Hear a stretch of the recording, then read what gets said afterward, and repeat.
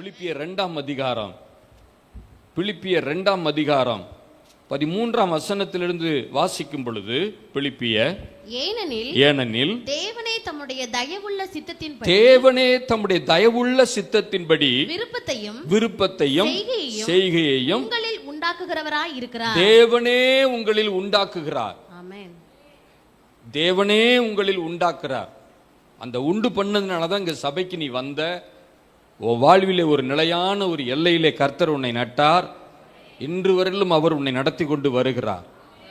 ஆனா பட்டும் படாமையும் இன்னமும் நீங்க போயிட்டு இருக்கிறது அது உங்களுக்கு நல்லதே கிடையாது. அது உங்களுக்கு நல்லதே கிடையாது. படிங்க தொடர்ந்து. நான் வீணாக ஓடினதும் நான் வீணாக பிரயாசப்பட்டதும் இல்லை என்கிற மகிழ்ச்சி கிறிஸ்துவின் நாளில். நல்ல கவனிங்க, என்னுடைய ஓட்டம் வீணானது அல்ல. இந்த நேரம் உங்களுக்கு வீணான நேரம் அல்ல. இந்த நேரம் பரலோகத்தில் அவர் எழுதி வைத்திருக்கிறார். ஞாபக புஸ்தகத்திலும் ஜீவ புஸ்தகத்திலும் அவர் குறித்து வைத்திருக்கிறார். இந்த நாளிலே இந்த இடத்திலே உன்னை அமர வைத்து என் வார்த்தையை உனக்கு நான் கொடுத்தேன், ஏற்றுக்கொண்டாயா அதை அலட்சியப்படுத்தினாயா என்பதை அவரை குறித்து வைக்கிறார்.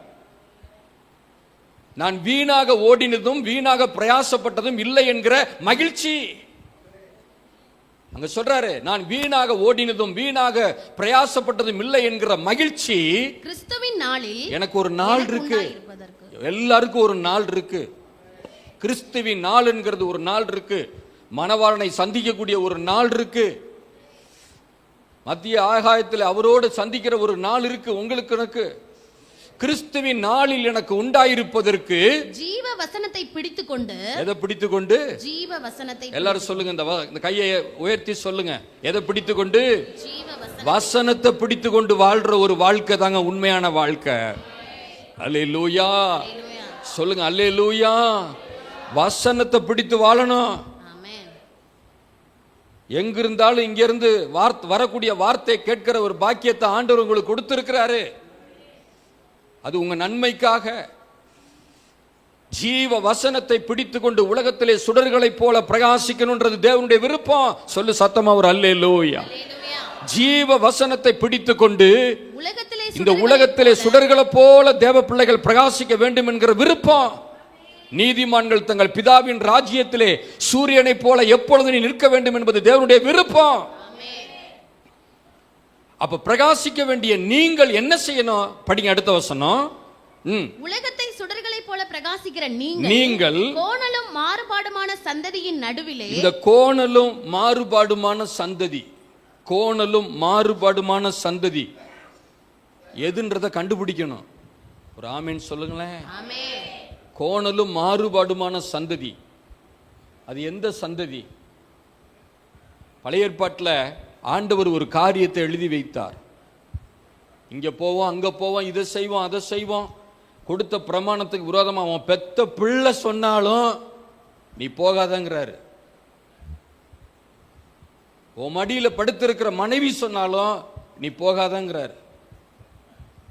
ஏன்? அது உன் நன்மைக்கு தான் ஆண்டவர் அப்படி எழுதி வைக்கிறாரு. ஹல்லேலூயா சொல்லுங்க. ஹல்லேலூயா. உலகத்திலே சுடர்களை போல பிரகாசிக்க வேண்டிய நான் எது கோணலு எது மாணலு? எது கோணலு? அங்க சொல்றாரு, வீணாக ஓடினதும் வீணாக பிரயாசப்பட்டதும் இல்லை என்கிற மகிழ்ச்சி கிறிஸ்துவினால் எனக்கு உண்டாயிருப்பதற்கு ஜீவ வசனத்தை பிடித்துக் கொண்டு உலகத்திலே சுடர்களை போல பிரகாசிக்கிற நீங்கள் கோணலும் மாறுபாடுமான சந்ததி நடுவிலே. ஐயா, நம்ம வாழ்ற ஒரு வாழ்க்கை கோணலான சந்ததி தான், மாறுபாடான சந்ததி தான். அவர்கள் நடுவிலும் குற்றமற்றவர்களா வாழதான் சரீரமாகிய சபையிலே சத்தியத்தை கொடுத்து கர்த்தர் உன்னை வைத்திருக்கிறார். அல்லேலூயா அல்லேலூயா. கோணலும் மாறுபாடுமான சந்ததி நடுவிலே குற்றமற்றவர்களாக கபடற்றவர்களாக தேவனுடைய மாசற்ற பிள்ளைகளாக இருக்கும்படிதான் உனக்கு அழைப்பு. அதுதான் உனக்கு அழைப்பு. அந்த அழைப்பிலே நிற்கதான் கர்த்தர் ஊழியத்தை கொடுத்திருக்கிறார், ஊழியக்காரனை கொடுத்திருக்கிறார், அபிஷேகத்தை கொடுத்திருக்கிறார், சத்தியத்தை கொடுத்திருக்கிறார், தரிசனத்தை கொடுத்திருக்கிறார். உனக்கு ஒரு பிளேஸ்மெண்ட்டை கொடுத்து இந்த இடத்துல கொண்டு வந்து உட்கார வைத்து உன் வாழ்வின் எல்லைகள் எல்லாம் உயர்த்தப்படத்தக்கதான வார்த்தைகளை பிள்ளைகளை கொண்டு ஊழியர்களை கொண்டு கர்த்தர் உங்களை ஆசீர்வதிக்கிறார். அந்த கோணலும் மாறுபாடுமான சந்ததி நடுவிலே, அல்லேலூயா, கோணலும் மாறுபாடுமான சந்ததியின் நடுவிலே குற்றமற்றவர்களும் கபடற்றவர்களும் தேவனுடைய மாசற்ற பிள்ளைகளுமாய் இருக்கும்படிக்கு எல்லாவற்றையும் தர்க்கிப்பில்லாமலும் செய்யுங்கள். இதுக்கு தான் கர்த்தர் உங்களுக்கு சபையை கொடுத்திருக்கிறார். சும்மா ஒண்ணு கர்த்தர் உங்களுக்கு கொடுக்கல. என் தேவ பிள்ளைகளே, நீதிமான்கள் தங்கள் பிதாவின் ராஜ்யத்திலே பிரகாசிக்கும்படி தான் ஜீவ வசனத்தை ஆண்டவர் உங்களுக்கு கொடுத்திருக்கிறார். நீங்க ஒரு பிளேஸ்மெண்ட்டை போட்டு ஓடணுன்றத மறந்துருங்க. அது உங்களுக்கு நல்லதில்லை. இன்னமும் சொல்றேன், நல்ல குடும்பத்தை ஆண்டவர் உங்களுக்கு கொடுத்திருக்கிறார், நல்ல பிள்ளைகளை கொடுத்திருக்கிறார், உங்களுக்கு நல்ல தரிசனத்தை கொடுத்து உங்களை நடத்துகிற தேவன் ஒருவர் உண்டு என்பதை அறிந்து அவர் காண்பிக்கிற வழியிலே பொறுமையோடு நீங்கள் ஓடுவீர்களே ஆனால் உங்கள் ஓட்டத்தை கர்த்தர் ஆசீர்வதிக்க அவர் இன்றும் போதுமானவராய் இருக்கிறார். ஹல்லேலூயா, ஹல்லேலூயா. எபேசியருக்கு எழுதின புஸ்தகம் 5ஆம் அதிகாரம் 14ஆம் வசனத்துக்கு நீங்க திருப்பும் பொழுது, ஆதலால் தூங்குகிற நீ விழித்துக்கோ. எங்க நான் இருக்கிறேன்றதை விழித்துக்கோ தேவ பிள்ளையே. ஜீவ வசனத்தை பிடித்து கொண்டு ஓடுகிற ஒரு ஓட்டம் என்கிட்ட இருக்கா? கோணலும் மாறுபாடுமான சந்ததியை தட்டி விட்டுட்டு எனக்கு குறித்த ஓட்டத்துல ஓடுறேன்ற எண்ணம் உனக்கு இருக்கா? சற்று யோசித்து பாருங்க. ஆதலால் தூங்குகிற நீ விழித்து மரித்தோரை விட்டு எழுந்திரு. செத்த வாழ்க்கை வாழ்ந்தது போதும், ஜீவனுள்ள வாழ்க்கையை நோக்கி உன் ஓட்டம் ஆரம்பிக்கட்டும் இன்றைக்கு. அல்லேலூயா, அல்லேலூயா. காரணம், நீ பிரகாசிக்க வேண்டிய பிள்ளை. பிதாவின் ராஜ்யத்திலே சூரியனை போல பிரகாசிக்க வேண்டிய பிள்ளை நீ. ஆண்டவர் அழகா சொல்றாரு, எழுந்திரு, மரித்தோரை விட்டு எழுந்திரு, செத்த வாழ்க்கையை விட்டு நீ எழுந்திரு. அப்பொழுது செத்து வாழ்ந்த வாழ்க்கை உனக்கு போதும். ஒரு ஜீவ வாழ்க்கையில ஓட்டத்தை கர்த்தர் உனக்கு ஆரம்பித்து கொடுத்திருக்கிறாரு. நான் ஓடட்டும், பின்னானவைகளை மறந்து முன்னானவைகளை நாடி தேவன் அழைத்த பரம அழைப்பின் பந்தய பொருளுக்காக இலக்கை நோக்கி ஒரு ஓடுகிற ஒரு ஓட்டம் என் வாழ்விலே இருக்கட்டும். அல்லேலூயா, அல்லேலூயா. எப்படி வேணாலும் ஓடலாம் அப்படின்றதுக்கு சபையில் ஆண்டவர் உங்களை கர்த்தர் கொண்டு வந்து வைக்கல. நீ இப்படித்தான் ஓடணும் மகளே. பந்தயத்துக்கு ஓடுகிறவர்கள் எல்லாரும் ஓடுவார்கள், ஆனால் ஒருவனே பந்தயத்தை பெறுவான் என்பதை அறிவாயாக. ஆமா, வேதம் சொல்லுகிறது, தூங்குகிற நீ மரித்தோரை விட்டு எழுந்திரு, அப்பொழுது கிறிஸ்து உன்னை பிரகாசிப்பார் என்று சொல்லி இருக்கிறார். ஆனபடியினாலே ஞானமற்றவர்களைப் போல நடவாமல். என்னத்தை போல நடவாம? ஞானமற்றவர்களைப் போல, புத்தி இல்லாதவர்களைப் போல நான் நடக்காம ஞானமுள்ளவர்களைப் போல கவனமாய் நடந்து கொள்ள பார்த்து. நாட்கள் பொல்லாதவைகள் ஆனதால் என்னங்கிறாரு? நாட்கள் பொல்லாதவைகள் ஆனதால். இந்த காலம் பொல்லாத காலம், காலத்தை பிரயோஜனப்படுத்திக் கொள்ளுங்கள். இந்த காலம் பொல்லாத காலம். இந்த உலகம் பொல்லாங்கனுக்குள்ளலாம் கிடக்கு. அதனாலதான் ஆண்டவர் உங்களை வேறு பிரித்தார், பொல்லாங்கில் இருந்து உங்களை விடுதலை ஆக்கி இருக்கிறார். இந்த உலகம் பொல்லாங்கனுக்குள் கிடக்கு. தேவனால் பிறந்தவன் எவனும் தன்னை காக்கிறான், பொல்லாங்கன் அவனை தொடான். தன்னை காத்துக் கொள்ளும்படிதான் தேவன் உங்களுக்கு இப்படிப்பட்ட வார்த்தையை ஆண்டவர் கொடுக்கிறார். நீ செத்து வாழ்ந்த வாழ்க்கை போதும் மகனே, உன் ஓட்டத்தை நான் ஆசீர்வதிக்க விரும்புறேன் வான்பதுதான் உங்களுக்கு தேவன் கொடுத்த அழைப்பு. தூங்கி விழுந்த காலம் போதும், நீ விழுத்து எழுந்திரு. ஆண்டவர் உங்களையும் உங்க குடும்பத்தையும் பிரகாசிப்பிக்க பண்ணட்டும். பக்கத்துல ஆட்டி சொல்லுங்க, கர்த்தர் உங்களை பிரகாசிக்க பண்ணட்டும். ஜீவ வசனத்தை பிடிச்சுக்கங்க. கோணலும் மாறுபாடுமான சந்ததி வேண்டாம். ஹல்லேலூயா, ஹல்லேலூயா.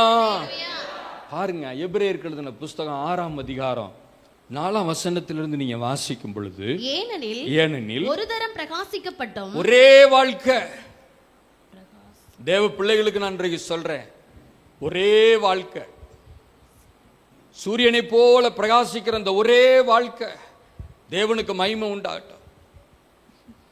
ஒரு தரம் பிரகாசிக்கப்பட்டோம், பரம ஈவை ருசி பார்த்தோம். பரம ஈவு இன்னதென்கிறத ருசி பார்க்கிற ஒரு வாழ்க்கை.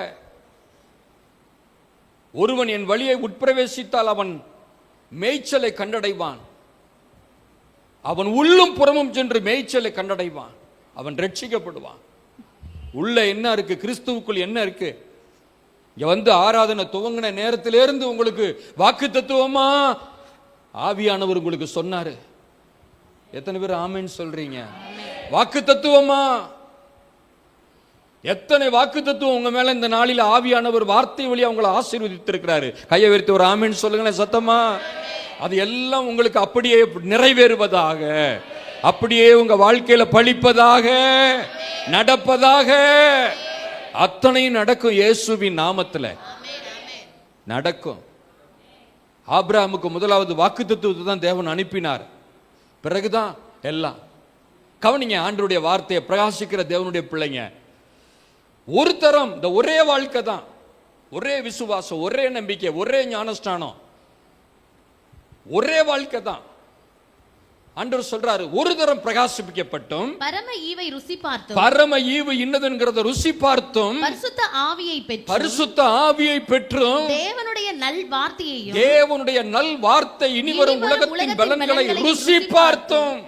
அந்த வசனத்தை மீண்டும் மீண்டும் நான் சொல்றேன், மீண்டும் படிங்க இந்த 4வது வசனத்தை.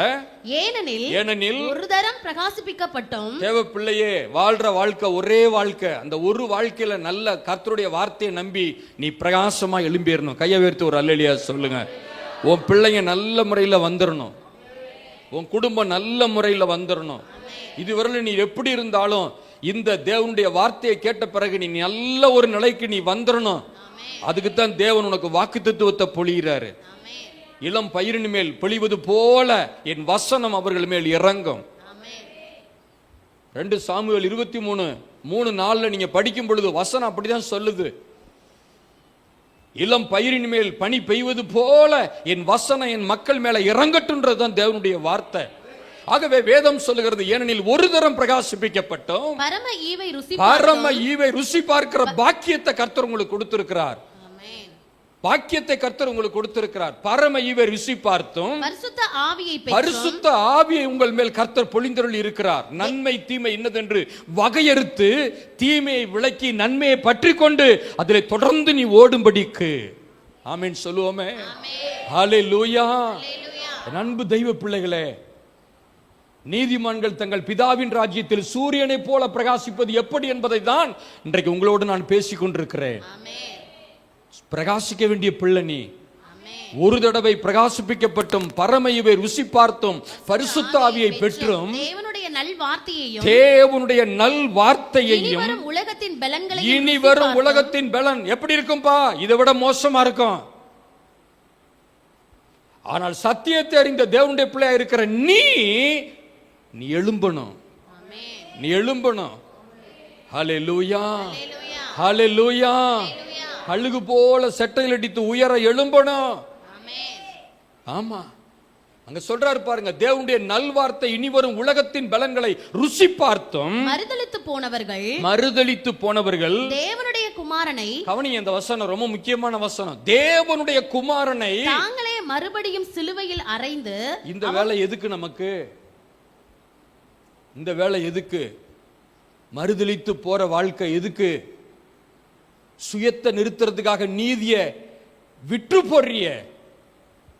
ஓ சுயம், நான் நினைச்சது நடக்கணும், என் குடும்பத்தில் நடக்கணும், என் பிள்ளைகள்கிட்ட நடக்கணும், நான் நினைச்சது நடக்கணும்.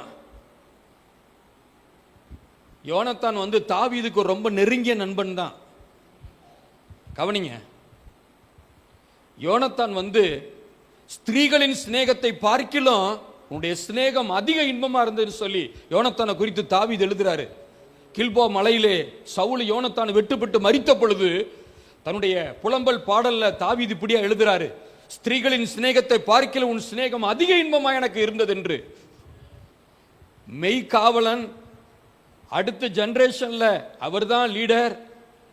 தாவீது தேவனோடு இருக்கிறார். தாவீது நடந்த பாதை தேவனால் அபிஷேகம் பண்ணப்பட்ட பாதை என்பதை தாவீதை குறித்து A to Z அறிந்த தேவ மனுஷன் அந்த யோனத்தான் தான். ஆனா கடைசி வரையிலும் தன் தகப்பனாகிய சவுலை விட்டு அவன் பிரியவே இல்லைங்க. கடைசி வரையிலும் பிரியல. உண்மைத்தன்மை என்னதுங்கிறத யோனத்தான் நல்லா தெரியும், நல்லா தெரியும். பிரிந்து உண்மை தன்மையில மட்டும் யோனத்தான் நின்றிருப்பானால் நிச்சயமாகவே நான் என் ஆவியிலே உத்தேசிக்கிறேன், தாவீதின் நாட்களிலே ஒரு மிகப்பெரிய சாம்ராஜ்யத்தின் படை தளபதியாய் கர்த்தர் அந்த மனிதனை வைத்திருப்பார். பிரியவே இல்லை. உண்மை அறிந்தும் பிரியல, நீதி அறிந்தும் பிரியல, ஜீவனை அறிந்தும் பிரியல, மெய்த்தன்மை அறிந்தும் அந்த மனுஷன் பிரியல. இன்றைக்கும் கூட சத்தியத்தை அறிந்து கர்த்தர் இத்தனை காரியத்தில் என்னை தூக்கி எடுத்திருக்கிறார் என்பதை அறிந்து, இத்தனை விஷயத்தில் தேவன் என்னை ஆசீர்வதித்திருக்கிறார் என்று அறிந்து, நல்ல ஒரு வாழ்விலே கர்த்தரனை நடத்தி கொண்டு வருகிறார் என்று அறிந்தும் விலக வேண்டிய எல்லையிலே விலகாமல், பிடிக்க வேண்டிய எல்லையை பிடிக்காமல் இருப்பாயனால் நஷ்டம் அவருக்கு இல்ல, நமக்கு தான். எத்தனை பேருக்கு புரியுது நான் சொல்றது? ஹல்லேலூயா, ஹல்லேலூயா.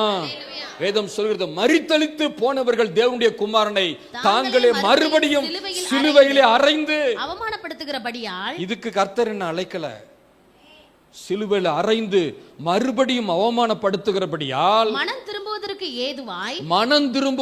ஏதுவாய் அவர்களை மறுபடியும் புதுப்பிக்கிறது கூடாத காரியம். இதுக்கு கர்த்தர் நம்மளை அழைக்கலங்க. இதுக்கு கர்த்தர் அழைக்கல. மேகம் போன்ற இத்தனை திரளான சாட்சிகள் நம்மை சூழ்ந்து கொண்டிருக்க, பாரமான யாவற்றையும் நெருங்கி நிற்கிற பாவத்தையும் உதறி தள்ளிவிட்டு விசுவாசத்தை துவங்குகிறவரும் முடிக்கிறவருமாயிருக்கிற இயேசுவை நோக்கி நமக்கு நியமித்திருக்கிற ஓட்டத்திலே பொறுமையோடு ஓடுவோம். ஆமென் சொல்லுவோமே. உனக்கு எனக்கு ஆண்டவர் ஒரு ஓட்டத்தை ஆரம்பிச்சிருக்கிறாரு. இந்த ஓட்டத்தை நீ நானும் ஆரம்பிக்கல, அவர் தான் ஆரம்பிச்சிருக்கிறார். நீங்களா நினைச்சிருந்தாலும் இந்த சபைக்கு வந்திருக்க முடியாதுங்க. தேவன் உங்களை கொண்டு வந்து அமர பண்ணியிருக்கிறார். எத்தனை பேர் ஆமாங்கிறீங்க? உங்களை கொண்டு வந்து நான் கிடையாது. நான் இட்டையும் சொல்றேன், தேவ சமூகத்தின்னு தைரியமா சொல்றேன், உங்களை கொண்டு வந்தது நான் கிடையாது. இந்த ஊழியத்தை நடத்தினது நான் கிடையாது. இந்த வார்த்தை கொடுத்தது நான் கிடையாது.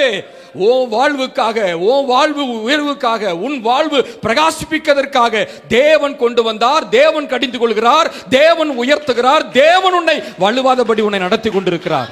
என்னை காட்டவோ, என் அழகை காட்டவோ, என் திறமையை காட்டவோ, என் படிப்பை காட்டவோ, என்னை காட்ட கர்த்தர் நீங்க வைக்கல. அந்த புல்பிட்ட கர்த்தர் கொடுக்கல. தேவனை காட்டவும், தேவன் வார்த்தையை காட்டவும், இனி வரும் உலகம் என்னது என்பதை உனக்கு காண்பிக்க தான் கர்த்தர் ஊழியனை கொடுத்து எங்களை கொடுத்து இந்த இடத்துல கர்த்தர் வச்சிருக்கிறார். அதைத்தான் வேதம் அழகா சொல்லுது. மறுதலித்து போனவர்கள் தேவனுடைய குமாரனை தாங்களே மறுபடியும் சிலுவையில் அறைந்து அவமானப்படுத்துகிறபடியால் மனம் திரும்புவதற்கு ஏதுவாய் அவர்களை மறுபடியும் புதுப்பிக்கிறது கூடாத காரியம். எப்படி மறுபடியும் புதுப்பிக்கிறது? எப்படி புதுப்பிக்கிறது? உன்னை குறித்து ஒரு தேவன் ஒரு திட்டம் வச்சிருக்கிறாரு. குறிப்பா வாலிப பிள்ளைகளை குறித்து நான் தெளிவா சொல்றேன். என்ன வேணா நடக்கட்டும், என் தேவ திட்டத்துக்கு நேராக என் வாழ்வு நடக்கட்டும். எத்தனை பேர் ஆமா சொல்லுவீங்க? ஒரு குடும்பத்தோட வெற்றி நான் அடிக்கடி சொல்லுவேங்க. ஒரு குடும்பத்தோட வெற்றி எது தெரியுமா? நீ வீட்டை கட்டின, வாசலை கட்டின, அதை கட்டின, அதெல்லாம் கிடையாது. அதெல்லாம் கிடையாது. சரியான ஒரு எல்லையில் அந்த பிள்ளைகளை, உனக்கு கொடுத்த பிள்ளைகளை வளர்த்து, சரியான எல்லையில் அந்த பிள்ளைகளை நடத்தி, சரியான ஒரு வாழ்வை அந்த பிள்ளைகளுக்கு அமைத்து கொடுக்கறது ஒரு குடும்பத்தோட வெற்றி. அதுக்கு தான் கர்த்தர் ஊழியத்தை கொடுத்திருக்காரு, அதுக்கு தான் கர்த்தர் வார்த்தையை கொடுத்திருக்கிறார். அதுல நீ நடத்தப்படணும்ன்றது தான் தேவனுடைய திட்டம். ஹல்லேலூயா சொல்லுங்க சத்தமா, ஹல்லேலூயா. இதுதான் தேவனுடைய திட்டம். கர்த்தருக்கு ஸ்தோத்திரம். மறுதலித்து போகிறவர்கள், அங்க வேதம் சொல்லுகிறது, மறுதலித்து போனவர்கள் தேவனுடைய குமாரனை தாங்களே மறுபடியும் சிலுவையிலே அறைந்து அவமானப்படுத்தி மனம் திரும்புவதற்கு ஏதுவாய். அந்த வாழ்க்கை எங்களுக்கு வேண்டவே வேண்டாங்க. அது வேண்டவே வேண்டாம். ஒரே ஒரு வாழ்க்கை, ஒரே ஒரு வாழ்க்கை. ஒரு காலத்தில் ஒன்றுக்கு உதவாம நான் இருந்தது உண்மைதான். ஆனா இனிமேல் அப்படிப்பட்ட வாழ்க்கை இல்ல, எஜமானுக்கு உகந்த பாத்திரம். பக்கத்துல பாருங்க, நீங்க யாரு? எஜமானுக்கு உகந்த பாத்திரம். ஹல்லேலூயா. உலக சிநேகம் தேவனுக்கு விரோதமான பகையா இருக்கு. உலக சிநேகம் 1 தீமோத்தேயு புஸ்தகம் 2ஆம் அதிகாரம் 21ஆம் வசனத்தை வாசிக்கும் பொழுது 20ஆம் வசனத்திலிருந்து, ஒரு பெரிய வீட்டிலே ஒரு பெரிய வீட்டிலே பொன்னும் வெள்ளியுமான பாத்திரங்களும் அல்லாமல், கவனிங்க எல்லாரும், ஒரு பெரிய வீட்டிலே பொன்னும் வெள்ளியுமான பாத்திரங்களும் அல்லாமல் மரமும் மண்ணுமான பாத்திரங்களும் உண்டு. ஒரு பெரிய வீடு இருக்கு அப்படின்னா பொன்னான பாத்திரம் இருக்கு, மண்ணான பாத்திரம் இருக்கு, மரத்துல உண்டான பாத்திரம் இருக்கு, எல்லாம் உண்டு. ஒரு வீட்டுல எல்லாம் உண்டு. தேவனுடைய வீட்டில் இருக்கிறன்னா, தேவ பிள்ளைகளே, என்னவா கர்த்தர் என்ன வைக்கணும்னு அவர் விரும்புறாரோ அவர் அதை நடத்திட்டு போட்டோம். எஜமான வீட்டில் அடுப்படியில் இருக்கிற பாத்திரத்துக்கும் எஜமான் பாத்திரம் தான். அதே ரெஸ்ட் ரூம்ல இருக்கிற பாத்திரமும் எஜமானுடைய பாத்திரம் தான். எங்க கிடந்தாலும் அது எஜமானுடைய பாத்திரம் தான். எந்த ஒரு வேலைக்கும் கர்த்தர் எஜமானுக்கும் இந்த பாத்திரமா உன்னை என்னை வைக்க தான் கர்த்தர் அழைத்திருக்கிறார். ஆமென். சொல்லுங்க சத்தமா ஆமென். படிங்க அந்த வசனத்துல என்ன சொல்றார் பாருங்க. ஒரு பெரிய வீட்டிலே, ஒரு பெரிய வீட்டிலே பொன்னும் வெள்ளியுமான பாத்திரங்களும் அல்லாமல் மரமும் மண்ணுமான பாத்திரங்களும் உண்டு.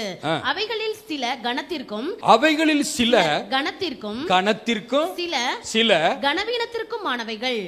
இந்த வசனம் எத்தனை பேருக்கு புரியுதுன்னு தெரியல. பெரிய வீடு சரீரமாகிய சபை, உலகம் அனைத்திலும் இருக்கிற வீடு, பெரிய வீடு சரீரமாகிய சபை. ஒரு ஆமென் சொல்லுங்க. அல்லேலூயா.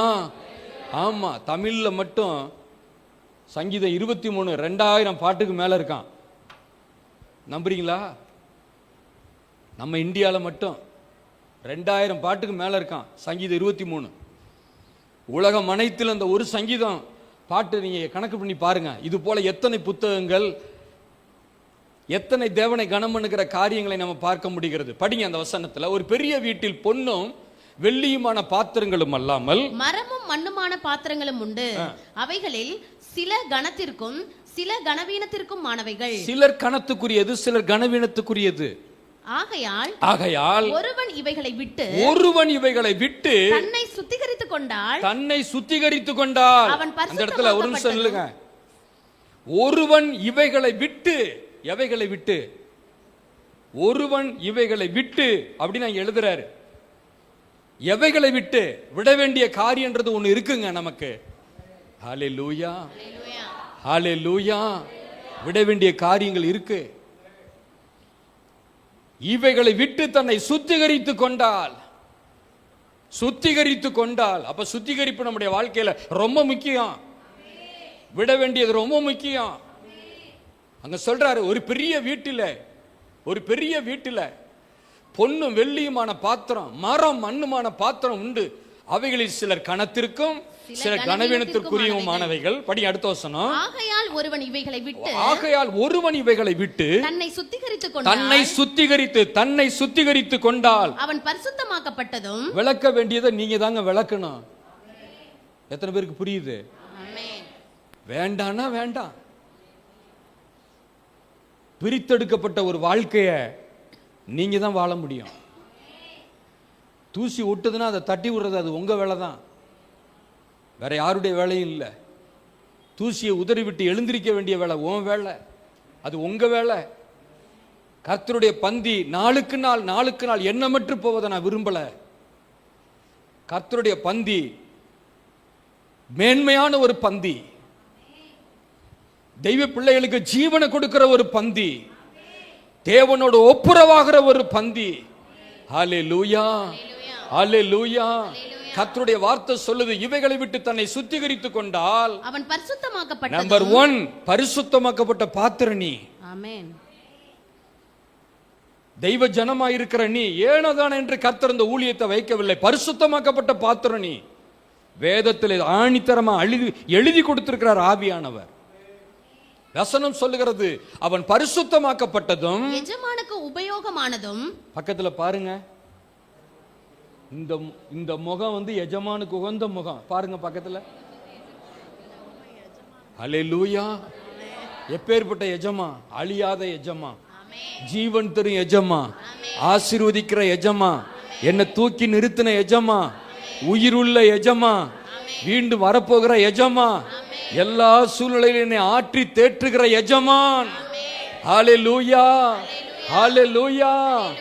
எஜமானுக்கு உபயோகமானதும் எந்த நற்கிரியைக்கும் ஆயத்தமாக்கப்பட்டதுமான. நீங்க பாருங்க, வீட்டுல வண்டி மாடு வச்சு ஓட்டுனவங்களுக்கு எல்லாம் தெரியும். பழைய காலத்துல எங்க வீட்டுல ரெண்டு ஜோடு வண்டி மாடெல்லாம் இருந்திருக்கு.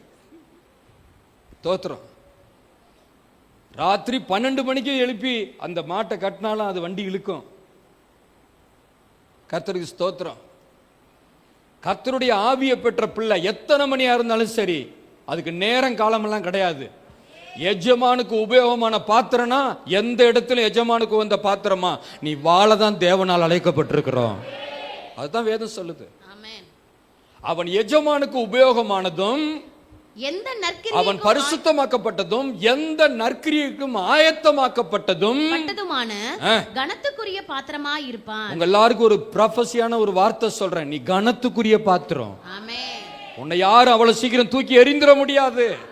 உன்னை யாரும் ஓரமா தள்ளி வச்சிட முடியாது. தேவ பிள்ளையே, அப்படிப்பட்ட ஒரு ராஜரீக ஒரு வாழ்வுக்கு நேராக தெய்வ ஜனங்களை கர்த்தர் நடத்தும்படி சரீரமாகிய சபைக்கு உன்னை கொண்டு வந்திருக்கிறார். அல்லேலூயா, அல்லேலூயா. எனவே அப்பேற்பட்ட வாழ்வுக்கு அழைக்கப்பட்ட தேவ பிள்ளையா இருக்கிற நீங்க ஒருபோதும் திரும்பி பார்க்காதீங்க. உலகம் எங்களுக்கு வேண்டாம், உலகம் வேண்டாம். உன்னத தேவன் எனக்கு போதும். அவர் காண்பிக்கிற பாதை எனக்கு போதும். அவரை மட்டும் பார்த்து நடக்கிற ஒரு நட எனக்கு போதும். கோணலும் மாறுபாடுமான சந்ததி எனக்கு வேண்டாம், எனக்கு வேண்டவே வேண்டாம். படிங்க அதே எபேசியர்கள் எழுதின புஸ்தகம் 2ஆம் அதிகாரம் நம்மளை எப்படி ஒன்றா வைத்திருக்கிறார். 2:14 இருந்து நீங்க வாசிக்கும் பொழுது, எப்படி எனில் அவரே நம்முடைய சமாதான காரணராகி தேவனே இறங்கி இந்த பூமியிலே வந்தார் உன்னை என்னையும் மீட்டுக் கொள்வதற்காக. நீ விழுந்த பொழுது உங்க உறவு உங்களை தேடி வரலங்க. நீ திசை மாறி போன பொழுது நம்முடைய சொந்தம் நம்மளை தேடி வரல, கர்த்தர் உங்களை தேடி வந்து மீட்டு இருக்கிறார். அல்லேலூயா. எங்க இருந்தனா? இடிந்து போன மண்டபத்தில் கடந்தது போல கடந்தேன். எங்க இருந்தேனா? விழுந்து போன ஒரு வாழ்க்கையில கடந்தேன். எங்க கடந்தேன்? பாவத்திலையும் சாபத்திலையும் கடந்தேன். கர்த்தர் என்னை தேடி வந்தார்.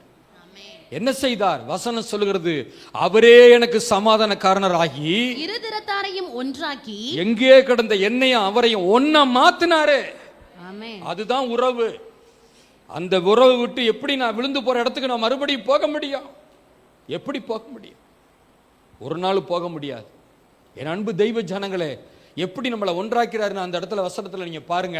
இருதிறத்தாரையும் ஒன்றாக்கி பகையாக நின்ற பிரிவினையாகிய நடுச்சுவரை தகர்த்து, எனக்கு அவருக்கு இருந்த நடுச்சுவரை தகர்த்து போட்டு, சட்ட திட்டங்களாகிய நியாய பிரமாணத்தை தம்முடைய மாம்சத்தினாலே ஒழித்து விட்டு, இருதிறத்தாரையும் தமக்குள்ளாக, அதுல வருது அடிக்கடி இருதிறத்தார் இருதிறத்தார் இருதிறத்தார் ஒன்றாக்கி ஒரே புதிய மனுஷனாக சிருஷ்டித்து.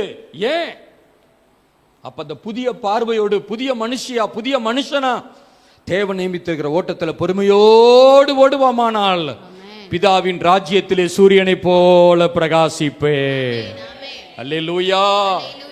அதுக்கு தான் கர்த்தர் அழைத்திருக்கிறார். இருதிறத்தாரை ஒன்றாக்கி தமக்குள்ளாக ஒரே புதிய மனுஷனாக சிருஷ்டித்து இப்படி சமாதானம் பண்ணி பகையை சிலுவையினால் கொன்று அதனாலே இருதிறத்தாரையும் ஒரே சரீரமாக, அதனாலே இருதிறத்தாரையும் சரீரமாகிய சபையை கர்த்தர் எங்க வச்சிருக்காருன்றத கொஞ்சம் பாருங்க. அதனாலே இருதிறத்தாரையும் ஒரே சரீரமாக. இந்த சரீரம் இப்ப எங்க இருக்குன்னா, உங்க சரீரமும் என் சரீரமும் தேவ சரீரமா மாற்றப்பட்டு போனது. விசுவாசிக்கிற பிள்ளைய கையை உயர்த்தி சத்தமா ஒரு அல்லேலூயா சொல்லுங்க. தேவனை தொட முடியாத வியாதி என்ன தொட முடியாது. தேவனை மேற்கொள்ளாத பாவம் என்ன மேற்கொள்ள முடியாது. அல்லேலூயா. அப்படிப்பட்ட ஒரு மேன்மைக்கு நேராக கர்த்தர் உன்னை என்னை வைத்திருக்கிறார். அப்படிப்பட்ட மேன்மையை கொடுத்திருக்கிறார். ஆகையே அன்பு தேவ பிள்ளைகளே, பகையை சிலுவையினால் கொன்று அதனால இருதிறத்தாரையும் ஒரே சரீரமாக தேவனுக்கு ஒப்புரவாக்கினார். அல்லாமலும் அவர் வந்து தூரமாய் இருந்த உங்களுக்கும் சமீபமாய் இருந்த அவர்களுக்கும் சமாதானத்தை சுவிசேஷமாக அறிவித்தார்.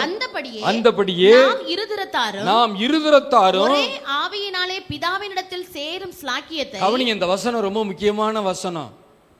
இப்ப வாசிக்கிற அந்த வசனம், அந்தபடியே நாம் இருதிறத்தாரும் ஒரே ஆவியினாலே பிதாவினிடத்தில் சேரும் ஸ்லாக்கியம் அவர் மூலமாய் பெற்றிருக்கிறோம். அப்ப இந்த சிலுவையில இப்படிப்பட்ட மேன்மையை உனக்கு உண்டாக்குன பெற்றுக்கொண்ட தேவ பிள்ளைகளா இருக்கிற நீங்க உலகத்தை ஒரு நாள் திரும்பி பார்க்க கூடாது. ஆமா, ஒரு நாள் திரும்பி பார்க்க கூடாது. பார்க்காம என்ன செய்யணும்? வேதம் அழகா சொல்லுது, பிதாவிடத்தில் செல்லும் ஸ்லாக்கியத்தை அவர் மூலமாய் பெற்றிருக்கிறோம். ஆகையால் நீங்கள் இனி அந்நியரும் பரதேசிகளுமாய் இராமல். நான் அந்நியன் இல்ல, நான் பரதேசி இல்ல. அங்க சொல்றாரு, அதிலே சொல்றாரு பாருங்க, அந்த வசனத்திலே சொல்றாரு பாருங்க, 12ஆம் வசனத்துல, அக்காலத்திலே தேவனை அறியாதிருந்த பொழுது, சபையை அறியாதிருந்த பொழுது, சத்தியத்தை அறியாதிருந்த பொழுது நான் எங்க இருந்தேன்? படி, அந்த 12ஆம் வசனத்துல சொல்றாரு பாருங்க, அக்காலத்திலே கிறிஸ்துவை சேராதவர்களும் மகிமைக்கு தூரமா இருந்தேன், வாக்கு தத்துவத்துக்கு அந்நியனா இருந்தேன், காணியாட்சிக்கு புறம்பே இருந்தேன், உடன்படிக்கை இல்லாதவனா இருந்தேன், அந்நியனா இருந்தேன், நம்பிக்கை இல்லாதவனா இருந்தேன், இவ்வுலகத்துல தேவன் உயிருள்ள தேவன் என்பதை அறியாதிருந்தேன், தேவனற்றவனுமாய் இருந்தேன். ஆனா இன்றைக்கு என் ஆண்டவர் எங்க வச்சிருக்காரு? இன்றைக்கு ஆண்டவர் எங்க வச்சிருக்காரு? 19ஆம் வசனத்துக்கு வாங்க. ஆகையால் நீங்கள் இனி அந்நியரும் பரதேசிகளுமாய் இராமல். பரதேசி இல்ல, அந்நியனும் இல்ல. சொல்லு சத்தமா ஒரு அல்லேலூயா. நான் பரதேசி இல்ல, மிகப்பெரிய ஒரு சாம்ராஜ்யத்தில் தேவனுடைய புத்திரனை ஆண்டவர் நான் வச்சிருக்கிறார். இந்த நம்பிக்கை எனக்கு இருக்கு. யானை இருந்தாலும் 1000, செத்தாலும் 1000 உலகம் சொல்லுது. நான் சொல்லுவேன் தைரியமா, இருக்கும் பொழுது ராஜரீக வாழ்வுதான், மரித்த பிறகு ராஜா மடியில வாழ்கிற ஒரு வாழ்வுதான். சொல்லு சத்தமா ஒரு அல்லேலூயா. அதுக்கு தான் இவ்வளவு பிரயாசம், அதுக்கு தான் இவ்வளவு பிரயாசம். ஆகையால் இனி நீங்கள் அந்நியரும் பரதேசிகளுமா இராமல் பரிசுத்தவான்களோட ஒரே நகரத்தாரும். பரிசுத்தவான்களோடு பக்கத்துல உட்கார்ந்து இருக்கிறவங்கள முதல்ல நீங்க நம்பி பழகுங்க. அவங்க எங்க இருந்து வந்தாங்க, எப்படி வந்தாங்க, அது உங்களுக்கு தேவையில்லை. சரீரமாய சபையில உங்கள் ஒவ்வொருவரையும் பரிசுத்தவான்களாக கர்த்தர் அமர பண்ணி இருக்கிறார். எத்தனை பேர் ஆமென் சொல்றீங்க? இது வேதம் சாட்சி, வசனம் நமக்கு சாட்சியா இருக்கு.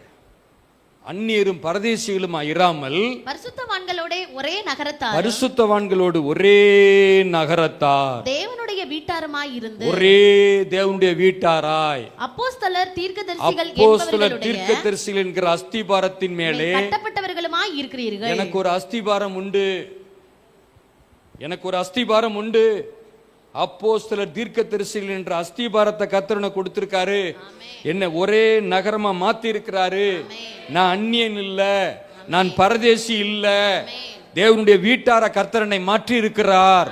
ஹல்லேலூயா சொல்லுங்க, ஹல்லேலூயா. இங்க சொல்றாரு பாருங்க, அப்போஸ்தலர் தீர்க்கதரிசிகள் என்கிற அஸ்திபாரத்தின் மேல் கட்டப்பட்டிருக்கிறேன். அதற்கு இயேசு கிறிஸ்து மூலைக்கல்லா இருக்கிறாரு. படிங்க அடுத்த வசனம். அவர் மேல் மாளிகை முழுவதும் இசைவாய் இணைக்கப்பட்டு. இந்த இசைவாய் என்ற அந்த வார்த்தைக்கு தான் இன்றைக்கு சபை வரணும். இசைவாய், அவர் மேல் மாளிகை முழுவதும் இசைவாய் இணைக்கப்பட்டு பரிசுத்த ஆலயமாக எழும்புகிறது. அதுக்கு தான் உங்களை இந்த நேரத்தில் நான் ஒரு சில வார்த்தையில கடிந்து கொள்றேன். இந்த இணைக்கப்படாது ஓடுறது நல்லதில்லைன்றது. அந்த இணைக்கப்படுதல் ரொம்ப ரொம்ப முக்கியங்க, ரொம்ப ரொம்ப முக்கியம். ஏன்னா ஒரு காலத்துல அந்நியனா இருந்தேன், பரதேசியா இருந்தேன், தேவன் இல்லாது இருந்தேன், நம்பிக்கை இல்லாது இருந்தேன், ஒரு காலத்துல இருந்தேன் அந்த 12ஆம் வசனப்படி. ஆனா இன்னைக்கு எங்க கர்த்தர் என்ன கொண்டு வந்திருக்காருன்னா 19ஆம் வசனத்துல சொல்றாரு, இனி நீ அந்நியனும் பரதேசியுமா இராமல் ஒரே நகரம்.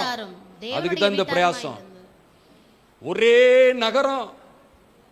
அங்க வேதம் அழகா சொல்லுது, பரிசுத்தவான்களோடு ஒரே நகரத்தாரும் ஒரே தேவனுடைய வீட்டாருமா இருந்து அப்போஸ்தலர் தீர்க்கதரிசிகள் என்பவருடைய அஸ்திபாரத்தின் மேல் கட்டப்பட்டவர்களுமா இருக்கிறீர்கள். அதற்கு இயேசு கிறிஸ்து தாமே மூலைக்கல்லாய் இருக்கிறார். அல்லேலூயா, அல்லேலூயா. கோணலும் மாறுபாடுமான சந்ததி எனக்கு வேண்டாங்க, வேண்டாம். தேவனை விட்டு பிரிக்கிற ஒரு வாழ்வு எனக்கு வேண்டாம், எனக்கு வேண்டாம்.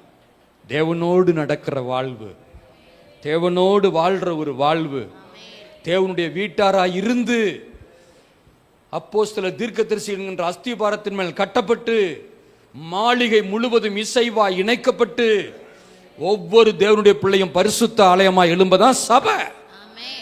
அதைத்தாங்க தெளிவா சொல்றாரு.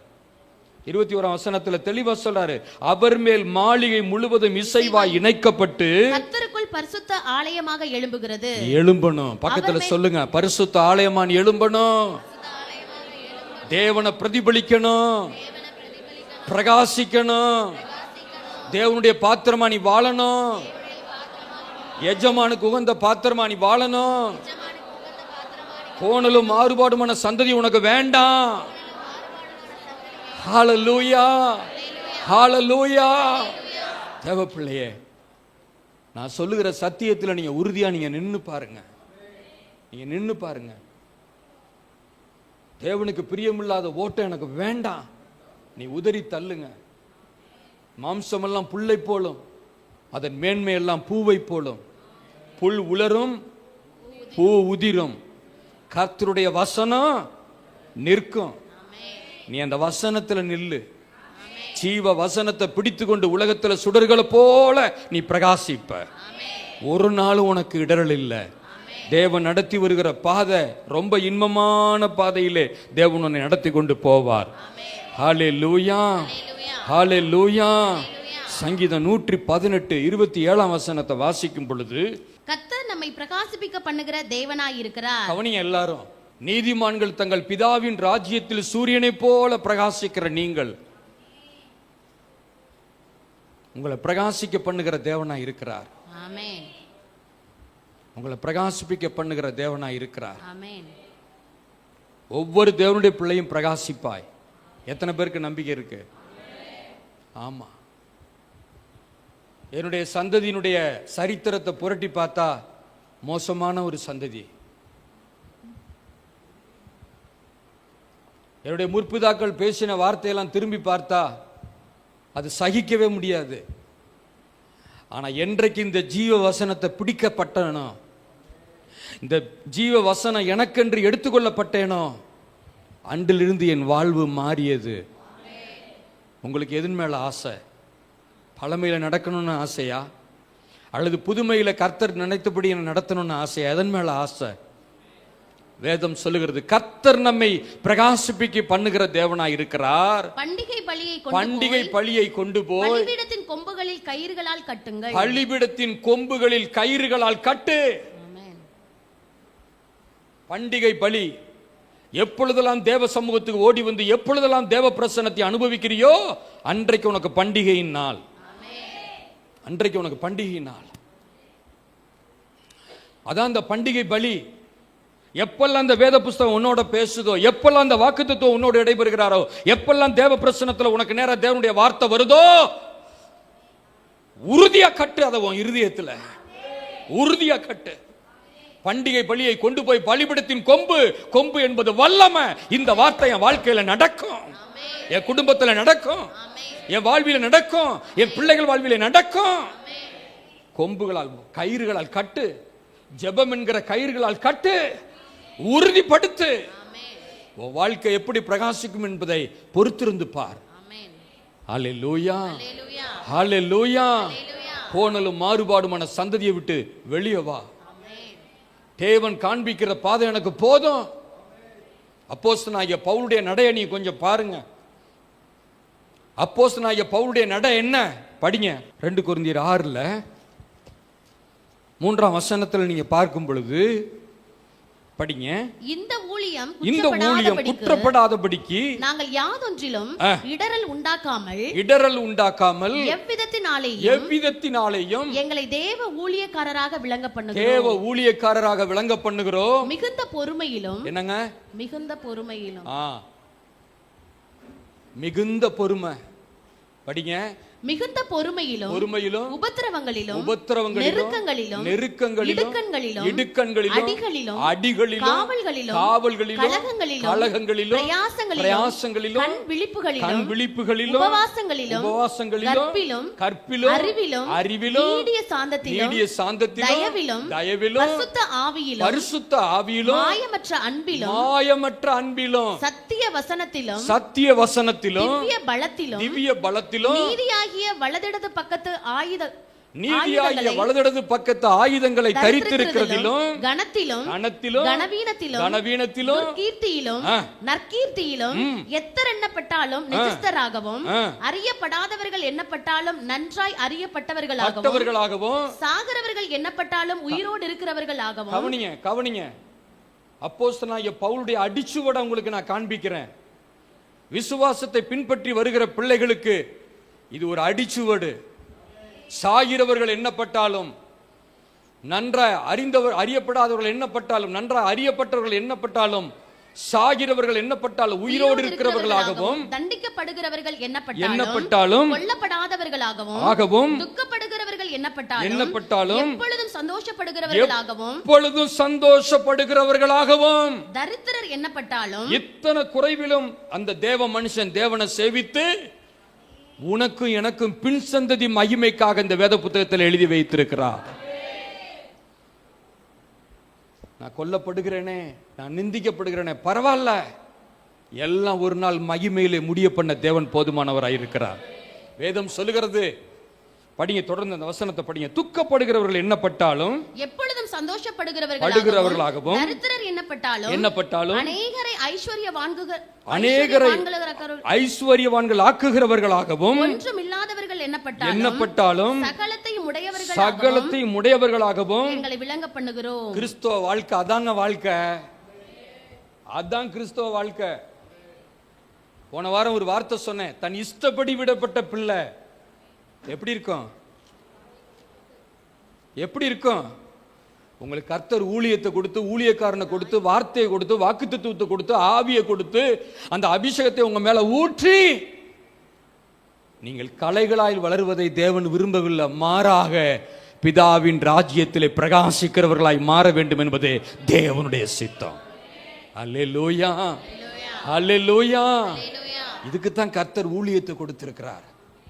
இதுக்கு தான் கர்த்தர் உங்களை சபையில கொண்டு வந்து உட்கார வைத்திருக்கிறார். ஆலயத்துக்கு போவது என்பது போய் இப்படியே கட்டடத்தை தொட்டு கும்பிட்டு வர்றதுக்கு இல்ல, தொட்டு கும்பிட்டு வர்றதுக்கு இல்லைங்க. உயிரோடு வாழ்றனா உயிருள்ள தெய்வத்தினுடைய திட்டத்தையும் சித்தத்தை அறிந்து அந்த உயிருள்ள ஆவியை பெற்றுக்கொண்டு உணர்வோடு உன்னத தேவனை நோக்கி நடைபோடுற ஒரு வாழ்க்கை தான் கிறிஸ்தவ வாழ்க்கை. பாவத்தை குறித்து கண்டித்து உணர்த்துற ஒரே ஒரு மார்க்கம் கிறிஸ்தவ மார்க்கம் மட்டும்தான். வேற நீங்க போங்க, எந்த மார்க்கத்தில் பாவத்தை கண்டித்து உணர்த்துற வார்த்தை இருக்கு? ஒரு நாள் இருக்காது. பாவத்தை சுமந்து தீர்த்த பரிகாரி கர்த்தராகிய இயேசு நல்ல ஆண்டவர் பாவத்தை விட்டு விலகி பரிசுத்த உள்ள ஒரு வாழ்வு கொடுக்கத்தான் உன்னை என்னை தேடி வந்து மீட்டார் சிலுவையில். அல்லேலூயா. பாவத்தை குறித்து எந்த மார்க்கம் பேச முடியும்? பாவத்தை குறித்து எந்த டிபார்ட்மெண்ட் பேச முடியும்? எந்த தலைவர்கள் பேச முடியும்? யாரும் பேச முடியாது. பாவத்தை கண்டித்து உணர்த்துற பேசுற ஒரே ஒரு மார்க்கம் ஜீவ மார்க்கம். அது கிறிஸ்துவின் மார்க்கம். அது சத்தியத்தை அறிந்து கொண்ட மார்க்கம். கோணலும் மாறுபாடுமான சந்ததி விட்டு விலகி வாழ்ற மார்க்கம் அது கிறிஸ்தவ மார்க்கம். மனம் போன ஓட்டத்தில் ஓடுவதற்காக வாழ்ற ஒரு வாழ்க்கை அல்ல, மாறாக தேவ திட்டத்தின்படி கிறிஸ்துவின் ராஜ்யத்தில் பிரகாசிக்கிற வேண்டிய தேவனுடைய பிள்ளைகளா இருக்க வேண்டிய ஒரே ஒரு மார்க்கம் தேவ மார்க்கம். அல்லேலூயா, அல்லேலூயா. ஆகவே என் அன்பு தேவ பிள்ளைகளை அப்போஸ்தலனாகிய பவுல் காண்பித்து விட்டு போன அந்த அடிச்சுவடை பின்பற்றி வந்தாலும் அவர் சொல்றாரு, நாள்தோறும் சபைகுழி குறித்த பாரம் என்னை நெருக்கி ஏவுதுங்கிறாரு. கிறிஸ்து உங்களில் உருவாகும் அளவும் நான் கற்ப வேதனை படுறேங்கிறாரு. உங்களுக்கு கடிந்து கொண்டு உங்களுக்கு புத்தி சொல்றது நீங்க விழுந்து போறதுக்கு இல்ல தெய்வ பிள்ளைகளே, மாறாக பிதாவின் ராஜ்யத்திலே சூரியனை போல பிரகாசிக்கும்படி. அல்லேலூயா, அல்லேலூயா. ஆமா, ஒரு குறித்த காரியத்தில் ஒரு ஊழியக்காரரோடு ஒரு இடத்துல நான் போயிட்டு இருந்தேன். போயிட்டு இருக்கும் பொழுது ஒரு வளர்ந்த ஊழியக்காரங்க ஒரு 70-80 பேருக்கு மேல அந்த இடத்துல அமர்ந்திருந்தாங்க. அமர்ந்திருக்கும் பொழுது பாடுவோம் என்று சொன்ன பொழுது நான் பாஸ்டருக்கு பக்கத்தில் இருந்ததுனால அந்த பாட்டை ஆரம்பிச்சிட்டேன். அந்த பாட்டு எனக்கு தெரிஞ்ச பாட்டு தான், பழைய பாட்டு தான். ஆனால் அந்த பாட்டை பாடுறதுக்குன்னு ஒரு பாஸ்டர்கிட்ட அவர் சொல்லியிருக்கிறாரு, எனக்கு தெரியல. நான் ஆரம்பிச்சிட்டேன். என்ன நடத்தின ஊழியக்காரர் அங்கிருந்து வந்தாரு. லுக்கா வெயிட் பண்ணு. அந்த பக்கத்தில் யார்கிட்ட சொன்னாங்களோ அவர் பாட ஆரம்பிச்சார். முடிச்சுட்டு வெளியே வந்தோம். முடிச்சுட்டு வெளியே வரும் பொழுது அவர் என்கிட்ட ஒரு சொன்ன ஒரு வார்த்தை தான் இன்றைக்கு நான் உங்களுக்கு சொல்றேன். கூட்டத்தில் நாவடக்கம் தேவை. எத்தனை பேர் கவனிக்கிறீங்க? நான் சொல்றது கவனிங்க. கூட்டத்தில் நாவடக்கம் தேவை, தனிமையில் இச்சை அடக்கம் தேவை. எத்தனை பேருக்கு புரியுது? இதை மனப்பாடமாக வச்சிருக்கேன். இன்னமும் உன் வாழ்க்கையில் வெற்றி அடையணும்னு விரும்புனியனா இந்த ரெண்டை சாகிறவர்களும் நீ கடைபிடி. உனக்கே தெரிந்திருந்தாலும் யாராவது பாடுறாங்களான்னு கொஞ்சம் நிதானி. கூட்டத்தில் உன் நாவு அடக்க ரொம்ப முக்கியம். உன் தனிப்பட்ட ஒரு வாழ்க்கையில் வீட்டில் இருக்கும் பொழுது, வெளியில் இருக்கும் பொழுது, தனியாக இருக்கும் பொழுது உன் சரீரத்தை நீ அடக்கி ஆள பழகு. இந்த ரெண்டை மட்டும் தேவனுடைய பிள்ளைங்க கடைபிடிச்சு பழகிட்டாங்கன்னா அவங்க வாழ்க்கை வெற்றியா தேவன் அமைச்சிருவாரு. சொல்லுங்க கையை வைத்து சத்தம் அவர் அல்லேலூயா. ஆகவே மனம் போல ஒரு ஓட்டம் வேண்டாம். மகிமையான ஒரு எதிர்காலத்தை ஆண்டவர் உங்களுக்கு எனக்கும் வைத்திருக்கிறார். ஆமா, அப்போஸ்தலனாகிய பவுல் காண்பித்து விட்டு போன அந்த அடிச்சுவட நீ பின்பற்றி நடக்க பழகு. நடக்க பழகு, உன் வாழ்க்கை பிரகாசிக்கும். ஜீவ வசனத்தை பிடித்து கொண்டு உலகத்தில் சுடர்களை போல நீ எழும்புவ. சுடர்களை போல எழும்புவ. கர்த்தருக்கு ஸ்தோத்திரம். பைபிள்ல கர்த்தருக்கு காத்திருக்கிறவர்கள், ஏசாயா 40:29 நினைக்கிறேன், கர்த்தருக்கு காத்திருக்கிறவர்கள் புது பலன் அடைந்து எதை போல? கழுகு கிட்ட ஒரு நல்ல ஒரு குணாதிசயம் என்னன்னா செத்ததை சாப்பிடாதுங்க. தெரியுமா உங்களுக்கு? தனியா வேட்டையாடி தான் சாப்பிடும். ஆமா, கர்த்தருக்கு காத்திருக்கிற பிள்ளைங்க அப்படிப்பட்ட ஒரு வாழ்க்கை வாழும்படி நான் விரும்புறேன். எத்தனை பேர் நீங்க விரும்புறீங்க? செத்த வாழ்க்கை வேண்டாம். ஃப்ரெஷ்ஷான் எழும்பணுன்றது ஆண்டோடைய திட்டம். ஃப்ரெஷ்ஷான் எழும்பணும். பக்கத்தில் சொல்லுங்க, நீ ஃப்ரெஷ்ஷாக எழும்பணும். ஒவ்வொரு நாளும் எழும்பணும். கோணலும் மாறுபாடன் சந்ததி வேண்டாம் உனக்கு. ஹல்லேலூயா, ஹல்லேலூயா.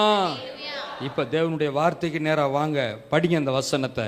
ஏசாயா தீர்க்கதரிசியின் புஸ்தகம், ஏசாயா தீர்க்கதரிசியின் புஸ்தகம் 60ஆம் அதிகாரம், 60ஆம் அதிகாரம் 1 வாசிக்கும் பொழுது, எழும்பி பிரகாசி, எழும்பி பிரகாசி, உன் ஒளி வந்தது, உன் ஒளி வந்தது, கர்த்தருடைய மகிமை உன்மேல் உதித்தது, கர்த்தருடைய மகிமை உன்மேல் உதித்தது. இதோ இருள் பூமியையும், இருள் பூமியையும், காரிருள் ஜனங்களையும், காரிருள் ஜனங்களை மூடும். ஆனாலும், ஆனாலும் உன்மேல் கர்த்தர் உதிப்பார். கையவர்த்தி சத்தம் அவர் அல்லேலூயா சொல்லுங்க.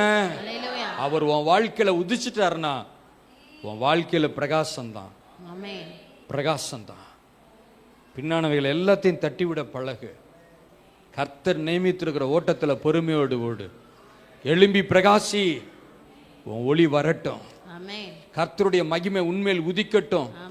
இருள் பூமியையும் காரிருள் ஜனங்களை மூடும். ஆனாலும் உன்மேல் கர்த்தர் உதிப்பார். அவருடைய மகிமை உன்மேல் காணப்படும். அவருடைய மகிமை உன்மேல் காணப்படும். உன் வெளிச்சத்தினிடத்துக்கு ஜாதிகளும், கவனிங்க, நீ எழும்பணும். தூங்குகிற நீ மரித்தோரை விட்டு எழும்பணும். கோணலும் மாறுபாடுமான சந்ததி விட்டு நீ எழும்பணும். பின்னானவைகளை மறந்து முன்னானவைகள் நாடி தேவன் வைத்த லக்கை நோக்கி நீ ஓடணும். இதுக்கு தான் கர்த்தர் என்ன அழைத்திருக்கிறார். நீ எழும்பு சீயோனே, நீ எழும்பு, எழும்பு, வல்லமே தரித்துக்கொள், உன் ராஜா உன்னில் பவனி வர அவர் ஆயத்தமானார். எழும்பு, எழும்பு, பிரகாசி, உன் ஒளி வந்தது. படி அந்த வசனத்துல, உன் வெளிச்சத்திற்கு ஜாதிகளும், உதிக்கிற உன் ஒளியின் இடத்துக்கு ராஜாக்களும் நடந்து வருவார்கள். நிச்சயமா நீ கோணலும் மாறுபாடுமான சந்ததியை விட்டு விலகி வந்தியனா, தூக்கத்திலிருந்து நீ எழும்பி பிரகாசிக்கிற விளக்க நான் வருவேன்ட்டு நீ வந்தியனா, உன்னிலே காணப்படுகிற வெளிச்சத்துக்கு ஜாதிகள் வரும். ராஜாக்கள் வருவார்கள். இதை நான் தீர்க்க தரிசனமா சொல்றேன். எழுதப்பட்ட வார்த்தையின்படி நீ அந்நியன் இல்ல, பரதேசி இல்ல, தேவனற்றம் இல்ல, நம்பிக்கை இல்லாத வாழ்க்கைக்கு உன்னை கர்த்தர் அழைக்கல. நம்பிக்கையுடைய சிறைகளா தேவன் அழைத்திருக்கிறார். அல்லேலூயா, அல்லேலூயா. நீ எழும்பி பார், உன் வாழ்க்கையை கர்த்தர் பிரகாசிக்கட்டும். உன் வெளிச்சத்திடத்துக்கு ஜாதிகளும், உதிக்கிற உன் ஒளியிடத்துக்கு ராஜாக்களும் நடந்து வருவார்கள். சுற்றிலும் உன் கண்களை ஏறெடுத்து பாரு. அவர்கள் எல்லாரும் ஏகமாய் கூடி தட்டி உறத தட்டி விட்டுட்டு தேவனை முன்னிறுத்தி நீ பாரு. இந்த வார்த்தை உங்க வாழ்க்கையில கர்த்தர் நிறைவேற்றி தருவார். நிச்சயமா நிறைவேற்றி தருவார். உன் குடும்பத்தில் நிறைவேற்றி தருவார். உன் பிள்ளைகள் வாழ்வில் நிறைவேற்றி தருவார். ஆகவே என் அன்பு தெய்வ பிள்ளைகளே, கோணலும் மாறுபாடுமான சந்ததி எனக்கு வேண்டாம், வேண்டவே வேண்டாம், வேண்டாம். தேவன் வைத்திருக்கிற அந்த ஓட்டத்துக்கு நேரா நான் ஓடுவேன்னு சொல்லி நீ எழும்பி நில்லு. எல்லாரும் அப்படி எழும்பி நிற்போம். எல்லாரும் அப்படி எழும்பி நிற்போம். கர்த்தருக்கு மகிமை உண்டாகட்டும். கர்த்தருக்கு மகிமை உண்டாகட்டும்.